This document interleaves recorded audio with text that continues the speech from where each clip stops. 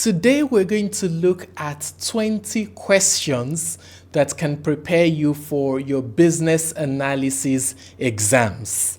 These questions are meant specifically for the BCS Foundation Certificate in Business Analysis, but they would work fine if you're preparing for a similar exam, maybe like the CBAP, that's the Certified Business Analysis Professional from IIBA. So if you'd like to know the answers to the questions and see why those answers are the answers, then you should keep watching.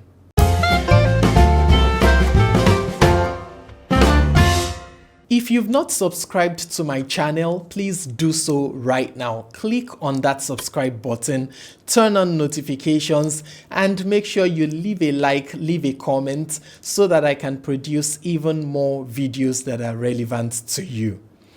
For this particular video, like I said at the beginning, I am reviewing 20 questions that can help you prepare for the BCS Foundation Certificate in Business Analysis, but they are also going to be relevant even if what you're preparing for is an exam, maybe like the CBAP, the Certified Business Analysis Professional from IIBA, or any other business analysis exam. As you go through the different questions, you might want to pause when I read out a question, try to answer it on your own, and then continue playing so that you can hear the answer to that question and the reasons for the particular answer. And before we get started, let me inform you that I have business analysis courses that are online. Some of them are taught live, some are recorded. You can go to my website to find the different courses. And if you're looking to find my thoughts on business analysis, I have a number of articles that I have written on business analysis that can help to move you forward in your business analysis career. Head over to businessanalysiscoach.com and you will find a repository of very useful information. So let's get right into this. Question number 1. In which stage of the business life cycle are the requirements elicited? The options are A, alignment, B, definition, C, design, and D, implementation. So what do you think the answer to that is? Well, the answer is definition.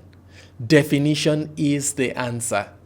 Obviously, for you to be able to answer this question effectively, you need to understand the business change life cycle.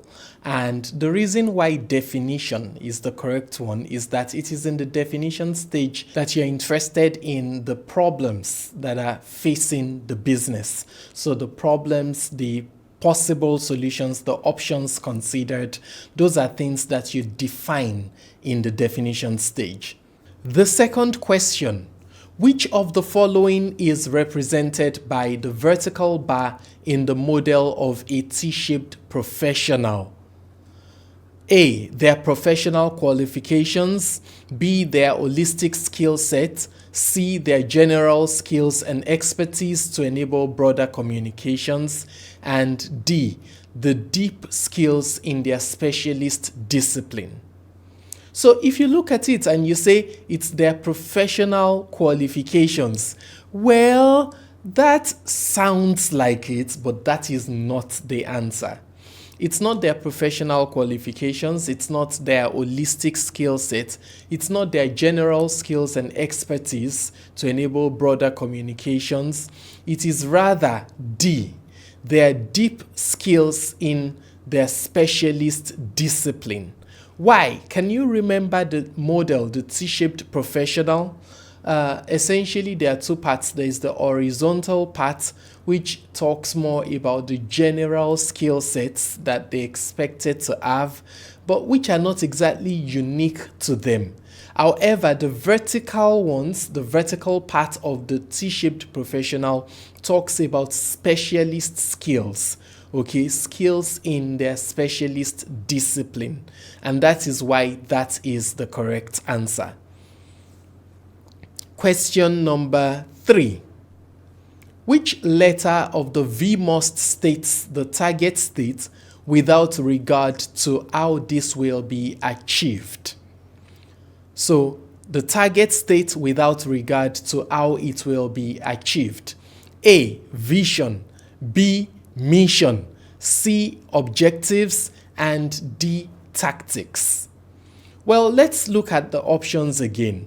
I don't know, which one did you choose? If you went for vision, you would be correct. If you went for mission, that would be wrong. If it was objectives you went for, that would be wrong. Tactics would be wrong as well. So why is it vision and not mission? Because those are the two that many people would confuse together. The vision is without regard to how it will be achieved. The vision is a picture, it's a futuristic picture, but it doesn't have regard for how it will be accomplished.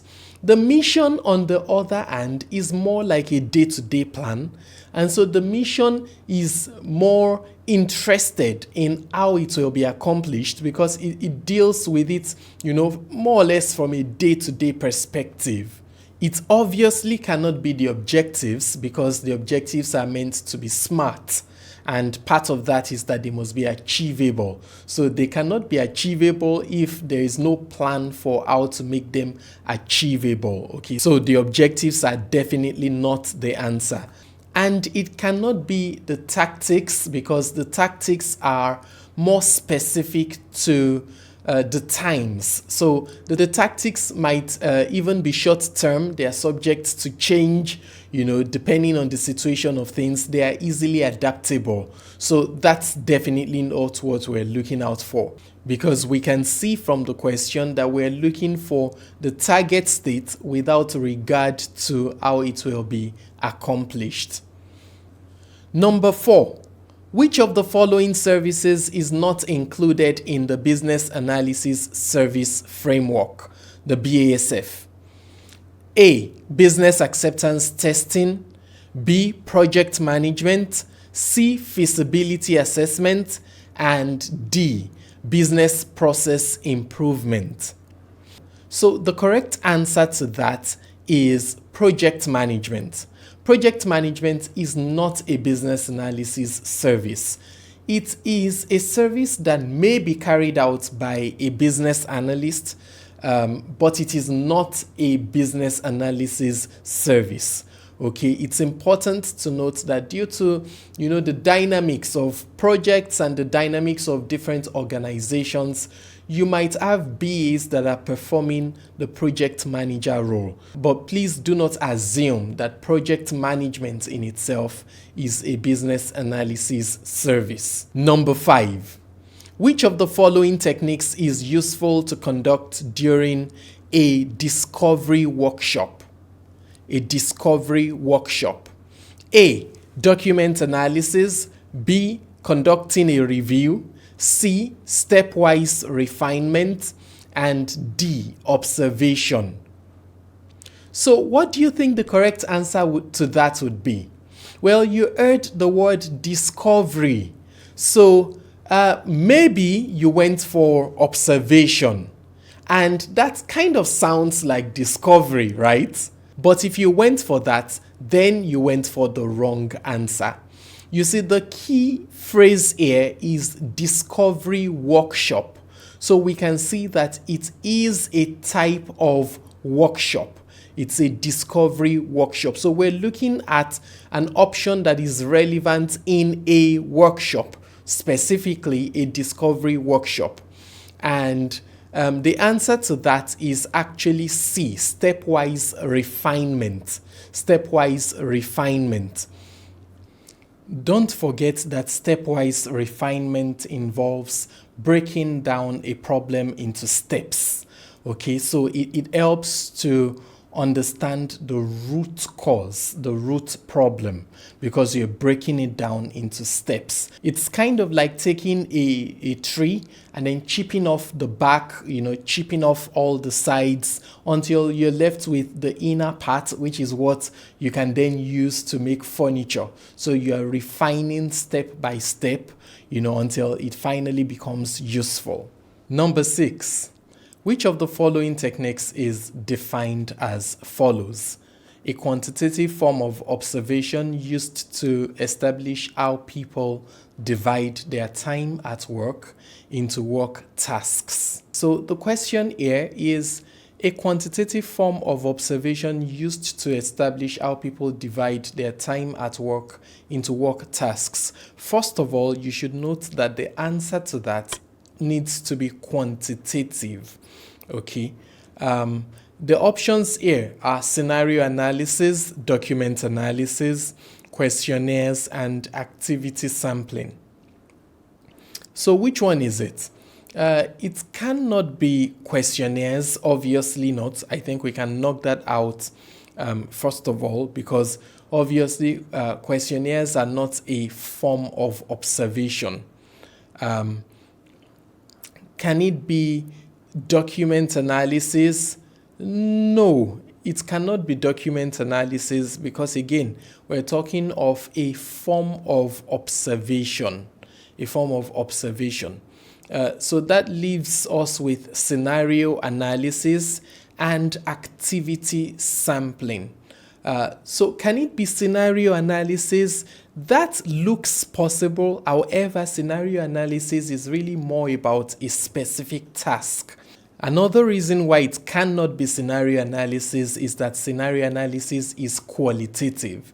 It's not a quantitative method. In this instance, what we're looking at is how people divide their time into work tasks. So the correct answer is activity sampling. Activity sampling is all about observing the amount of time that it takes to carry out tasks, the frequency, and stuff like that. So that's the right answer. Number 7. Which of the following is a valid category of stakeholders as depicted on the stakeholder wheel? A. Compliance regulators, employees. B. Developers, partners, owners. C. Competitors, customers, managers. And D. Users, testers, architects. For you to be able to answer this correctly, you need to know the stakeholder wheel. You need to know what it is. So even though these are, you can argue that these are all stakeholders, they are not all listed on the stakeholder wheel. So what we're looking for is the option that has the 3 choices listed on the stakeholder wheel. If you look at compliance, regulators, employees, compliance is not listed on the stakeholder wheel. Developers, partners, owners. Developers are not listed on the stakeholder wheel. Competitors, customers, managers. That is correct. Those 3 are on the stakeholder wheel. And users, testers, architects. Testers are not on the stakeholder wheel. Architects are not on the stakeholder wheel. So the correct answer there is C. Number 8. A business analyst has identified a stakeholder who has low interest and some power or influence. What would be the resulting stakeholder management strategy? For this, you need to understand the power interest grid. Okay, so flash back to the power interest grid and use that knowledge to answer this.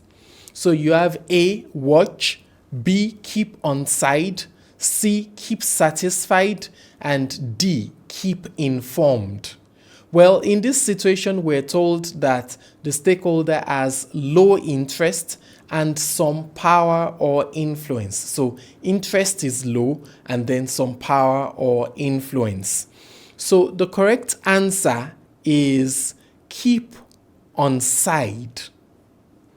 When you have stakeholders with some power or influence and any level of interest, the idea is that you keep them on side. Okay, so generally I would just recommend going over the power interest grid and understanding that very well, because those questions can come in other ways. Number 9. In which levels of the business hierarchy would a UML activity model be used? So a UML activity model. A, enterprise level only. B, enterprise level and actor task level. C, event response level and actor task level. D, actor task level only. So if you're familiar with business modeling, you would know that the activity model or the activity diagram is not used at the enterprise level at all. It's not used at the enterprise level. The enterprise level is the level of the organization. So you're looking at views that can provide you an overview of the overall organization. The activity diagram is much more specific. It's a much more zoomed in view. Okay, so it obviously cannot be used at the level of the enterprise. So that means that both options A and B are incorrect. That leaves the answer to either C or D. C is event response level and actor task level. D is actor task level only. Well, the activity model can be used for both event response level and actor task level. Okay, so the correct answer is C. Number 10. Which of the following techniques would be appropriate to use to model the enterprise level processes? So remember that I was talking about the enterprise level being the level of the organization. That can guide you in answering this particular question. So A is organization chart, B is CPOC, C is value proposition, and D, UML activity diagram. Okay, to model the enterprise level processes, an organization chart, that is at the level of the organization. So that is a possible answer. CPOC. CPOC is suppliers input, process output, and customer. That is also something that takes place at the level of the organization. So that is also a possible answer. A value proposition, no. UML activity diagram, no. In the earlier question, we established that the activity diagram is restricted to the event response level and the actor task level. Okay, so it means that the correct answer is either organization chart or CPOC. Now let's go back to the question to really understand which one it is going to be.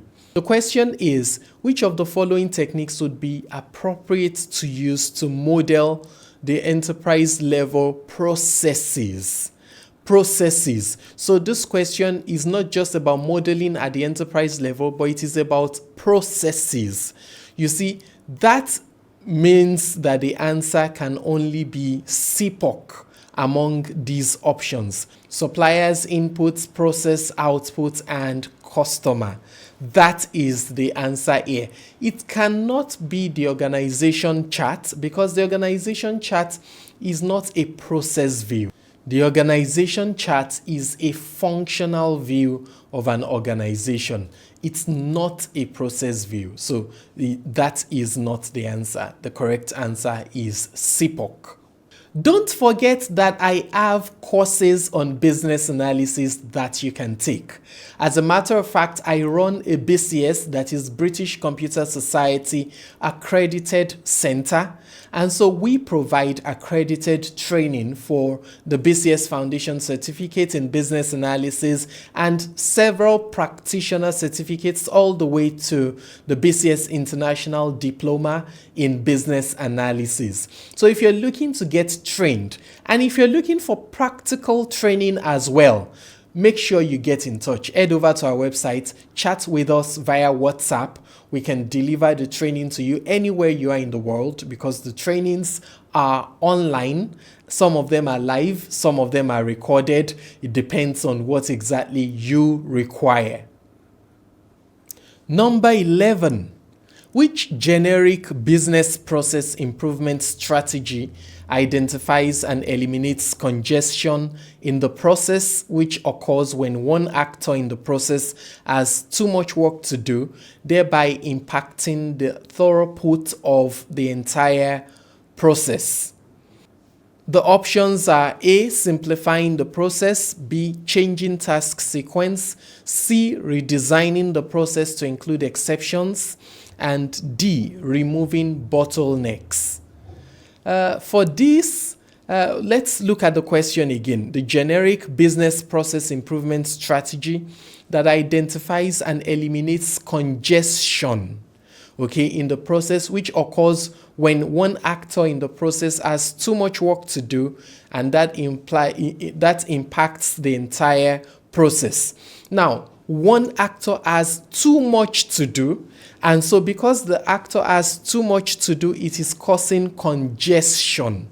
Okay, that description, that is what is called a bottleneck. It's what is called a bottleneck. If you're wondering about bottleneck, just think of a bottle of Coca-Cola. If you open the bottle and you want to pour out the contents, you would observe that what is coming out is not coming at the kind of volume that it would have come out, assuming that the neck was not reduced. So the idea of reducing the neck of the bottle is to force a smaller proportion to come out at a time. That is an example of a bottleneck. So essentially, in business analysis, a bottleneck is what happens when you're moving from an actor with maybe a bigger capacity, an actor who's able to take on more tasks, to one that is taking less or taking fewer tasks. Okay, that's what is called a bottleneck, and that is what is explained here. So the simple answer is removing bottlenecks. Question number 12. When using the gap analysis process, what should be done once the existing and target situations have been compared? So option A is identify gaps to be addressed. Option B, assemble representations of the target situation. Option C, consider possible actions to address the gaps. Option D, assemble representations of the existing situation. So if you're familiar with gap analysis, you know that essentially it boils down to you want to understand the current state, you want to understand the target state, you want to compare the two to determine the gap. Okay, and then ultimately you look at what you can do to fix that gap. So in this situation, already the existing and the target situations have been compared. And so what is next? Simply put, you identify the gap. Okay, so it's like saying you found the first value, you found the second value, now you subtract the first from the second. You know, it's something like that. You're finding the gap, you're finding what is missing that will transition the current state into the desired future state or the target state. So the correct answer is A, identify gaps to be addressed. Number 13. Which of the following would you expect to see on a CADI log? Authority, decisions, assumptions, requirements. So since it's a CADI log, that tells that we're talking about CARDI, CADI, CARDI, CADI. And every single thing here falls within CARDI, okay? And so if you don't know the answer, you might end up just guessing at it. But you see, on a CADI log, you have assumptions. Assumptions. CADI actually stands for constraints, assumptions, risks, dependencies, and issues. Okay, so that's CADI. It's not authority, it's not decisions, it's not requirements. Those are terms that are relevant in other contexts, but they are not part of CADI. Number 14. Which element of the requirements engineering framework ensures that the desired level of traceability is achieved? A, requirements analysis. B, requirements validation. C, requirements documentation. And D, requirements management. Well, essentially, traceability is something that is done in requirements management. It is part of management. So the correct answer to that is D, requirements management. You need to be familiar with the entire requirements engineering framework, okay, so that you know what the different things are. In the requirements engineering framework, you have requirements elicitation, you have requirements analysis, you have requirements documentation, requirements validation, and requirements management. So requirements management is where traceability occurs. Question 15. Which type of requirement would specify the volume of data that needs to be stored? A, non-functional, B, general, C, technical, D, functional. This is a potentially confusing question. Identifying the different types of requirements can be difficult for many people, but the correct answer to this question is non-functional. Why is that the case? Because the question reads, which type of requirement would specify the volume of data? Volume of data. So volume of data that needs to be stored, that is like a quality of service issue. Generally, when you see anything that is a quality of service issue, then it is a non-functional requirement. So functional requirements tell us what the system should do, but non-functional requirements tell us how. So they tell us about the quality and stuff like that, quality of service. So when it is that kind of information, then you know that it is a non-functional requirement. Question 16. To ensure that the most important functionality is delivered first, how are the user stories within a product backlog typically ordered? Okay, you should note that typically is emboldened, meaning that it doesn't have to happen that way all the time, but the typical thing is what we're talking about. So A, by priority, B, by size, C, by feature, D, by user. The correct answer is by priority. By priority. If you picked by size, the size is not about the importance of the functionality. The size, which is expressed using story points, is actually an estimation of the effort that will go into developing it. Okay, that is not about how important it is. So please don't mix it up. The correct answer is priority. And if you're talking about priority, there are techniques for priority. For instance, there's what is known as Moscow. Are you familiar with that? Well, I'm not going to talk about that in this video. You should enroll for my class. Number 17. Which of the following statements in relation to a use case diagram is true? A use case diagram shows the associations between actors. B, a use case diagram depicts actors which are linked to the functions via an arrow. C, a use case diagram depicts a rectangular box which defines project scope. And D, a use case diagram depicts actors as being external to a system but interacting with the functions within it. The obvious answer is D. Now, I want you to flash back to what a use case diagram is. You have the actors on the outside and they are represented with those matchstick figures. And then you have the system boundary, which is a box. And within that box, you have the system, which contains the use cases that the actors are interacting with. Okay, so that's essentially what a use case diagram is. Question 18. Which of the following statements in relation to requirements validation is true? Validation of requirements is likely to be conducted in the same way regardless of system development lifecycle or approach.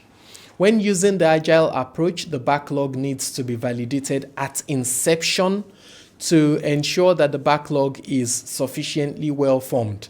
No other validation is required.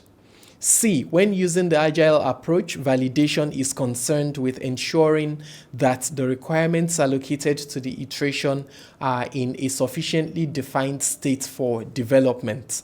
And D, when validating requirements in the waterfall lifecycle, sign-off is not required. So let's look at this critically. First of all, option D is wrong. Why? In waterfall, sign-off is required. Sign-off is required. So validating requirements in waterfall, you need sign-off. Option A, validation of requirements is likely to be conducted in the same way regardless of system development lifecycle or approach. That is also wrong. The way you would validate requirements in an agile environment is different from how you would do it in a waterfall environment. Okay, so the approach matters. Option B, when using the agile approach, the backlog needs to be validated at inception to ensure that the backlog is sufficiently well formed. No other validation is required. Well, in the agile approach, it doesn't really work that way. You can't thoroughly validate it at inception. Yes, there's a level of validation, but it keeps getting validated, as it were, with time. Okay, it keeps getting refined. Okay, so that is not the correct option. The correct option is option C, which states that when using the agile approach, validation is concerned with ensuring that the requirements allocated to the iteration are in a sufficiently defined state for development. So they should be sufficiently defined. Okay, they don't have to be perfectly defined at inception. Question 19. In which methodology are the feasibility study, analysis, and design established early in the life cycle, followed by the delivery of multiple modules of development, test, and implementation phases? A, iterative, that is agile. B, incremental. C, waterfall. And D, V model. So let's look at the different options. It cannot be the V model because V is essentially waterfall that you've given stages of testing, corresponding stages of testing to each stage. It cannot be waterfall because there is nothing about waterfall that is iterative in nature. So already from the question, we can see delivery of multiple modules of development, test, and implementation phases. So we can tell that there's some form of iteration happening. Is it iterative, which is option A? No. It is not the iterative methodology, even though from what we can see that there is iteration. We can see that there is iteration, but if you look at it well, you will see that iteration is happening only for the latter stages.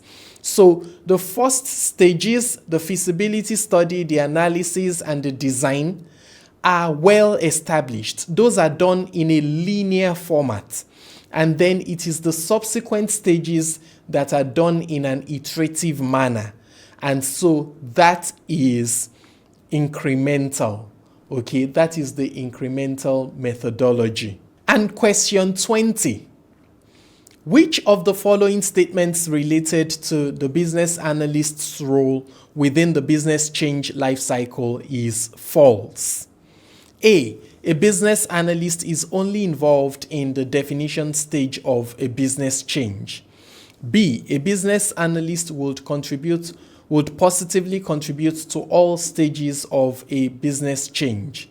C, many activities within the alignment stage may be carried out by other roles, but a BA needs to understand the outputs of this stage regardless of who produced them. And D, a business analyst is well placed to assist with business readiness activities leading up to and during the implementation stage. I believe that this is a very simple, straightforward question. Obviously, the business analyst is relevant all through the business change life cycle. And so restricting option A that says a business analyst is only involved in the definition stage of a business change is obviously false. Okay, so that is the answer A. It is obviously false.